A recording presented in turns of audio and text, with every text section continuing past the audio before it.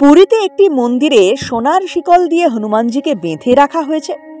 বর্তমানে এই মন্দিরটি বেড়ি হনুমান নামে বেশি পরিচিত।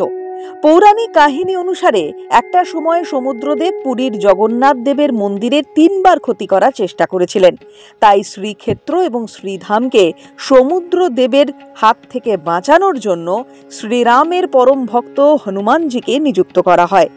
জগন্নাথ দেবের মন্দিরকে রক্ষা করার জন্য চক্রতীর্থে অবস্থান করে সমুদ্রদেবের ভয়ঙ্কর ক্ষতি থেকে রক্ষা করেছিলেন।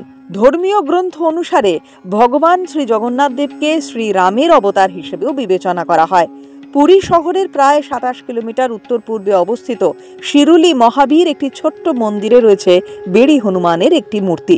প্রতিমাটি কালো ক্লোরাইড দিয়ে তৈরি, এর উচ্চতা প্রায় 10 ফুট। অন্য একটি পৌরাণিক কাহিনী অনুসারে মহাপ্রভু জগন্নাথ দেবের স্ত্রী হলেন মহালক্ষ্মী। সাগর রাজার মেয়েকেই স্ত্রী হিসেবে গ্রহণ করেছিলেন তিনি, আর তাই মেয়ে জামাইকে দেখার ইচ্ছায় বারবার পুরীর শ্রীক্ষেত্র আসার চেষ্টা করেছিলেন তিনি। আর তার জেরে শ্রীক্ষেত্রের পবিত্র ভূমি এবং মূল মন্দিরের পবিত্র 22 ধাপ প্লাবিত হয়েছিল। সমুদ্রের নোনা জল প্রবেশের কারণে সেখানকার বাসিন্দারা নিয়মিত ক্ষতির সম্মুখীন হতেন। ক্ষতির হাত থেকে মুক্তি পেতে জগন্নাথ দেবের কাছে অভিযোগ জানালে সমুদ্রকে মাঝপথেই আটকে দেওয়ার জন্য রক্ষক হিসেবে হনুমানকে নিযুক্ত করেন মহাপ্রভু। সতর্ক প্রহরীর মতো রক্ষা করেন হনুমানজি।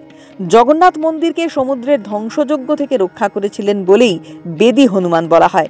শুধু তাই নয়, অনেকে এই মন্দিরকে দরিয়া হনুমানও বলে থাকেন। যদিও বেদি হনুমান মন্দিরটি স্থাপত্যের দৃষ্টিকোণ থেকে খুব বেশি গুরুত্ব রাখে না, ধর্মীয় দৃষ্টিকোণ থেকে এটি ওড়িশার সবচেয়ে পবিত্র মন্দিরগুলোর মধ্যে অন্যতম।